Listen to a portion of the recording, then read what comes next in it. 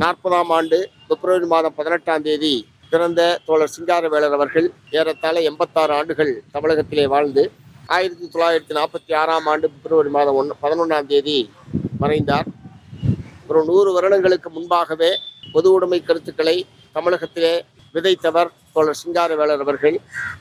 தென்னிந்தியாவின் முதல் கம்யூனிஸ்ட் என்று போற்றப்படுகிற அவர் 1923ஆம் ஆண்டு இந்தியாவிலேயே முதலாக மே தினத்தை நடத்தி காட்டி மே தினத்தை விடுமுறை நாளாக அறிவிக்க வேண்டும் என்கிற முதலில் கோரிக்கை எழுப்பியவர் தோழர் சிங்காரவேலர் அவர்கள்.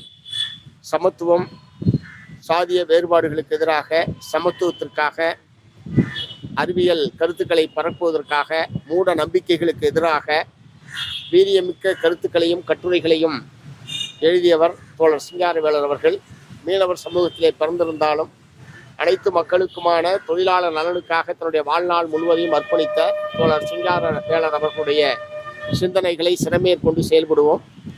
நாளைய தினம் இந்திய நாடு முழுவதும் ஒன்றிய பிஜேபி அரசாங்கத்தினுடைய தொழிலாளர் விரோத கொள்கைகளை எதிர்த்தும், மக்களுக்கு விரோதமான நிதிநிலை அறிக்கையை எதிர்த்தும் இந்திய தொழிலாளி வர்க்கம் போர்க்கோலம் பூண இருக்கிறது. நாளைய தினம் அனைத்து மத்திய தொழிற்சங்கங்களும் சேர்ந்து பொது வேலை நிறுத்தத்திற்கான அறிவிப்புகள் விடப்பட்டு மிக வெற்றிகரமாக அந்த வேலை நிறுத்தம் என்பது இந்திய நாடு முழுவதும் தமிழகத்தில் நடைபெற இருக்கிறது. தமிழ்நாட்டில் போக்குவரத்து உட்பட நிறுத்தப்படுகிற வகையில் ஒரு வீரியமிக்க போராட்டமாக நாளைய தினம் அந்த போராட்டம் நடைபெறும்.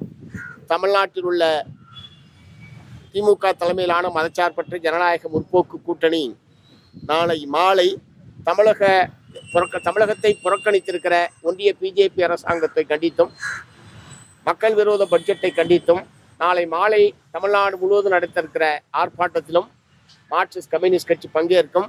தமிழ்நாட்டு மக்கள் காலையிலிருந்து நடக்கக்கூடிய தொழிலாளி வர்க்கத்துடைய வேலைநிறுத்த போராட்டத்திற்கும் மாலை நடைபெற இருக்கக்கூடிய ஆர்ப்பாட்டத்திற்கும் தங்களுடைய பேராதரவை வழங்க வேண்டும் என்று மார்க்சிஸ்ட் கம்யூனிஸ்ட் கட்சியின் சார்பில் வேண்டி கேட்டுக்கொள்கிறேன். Arabian garden sea food restaurant, where taste meets elegance.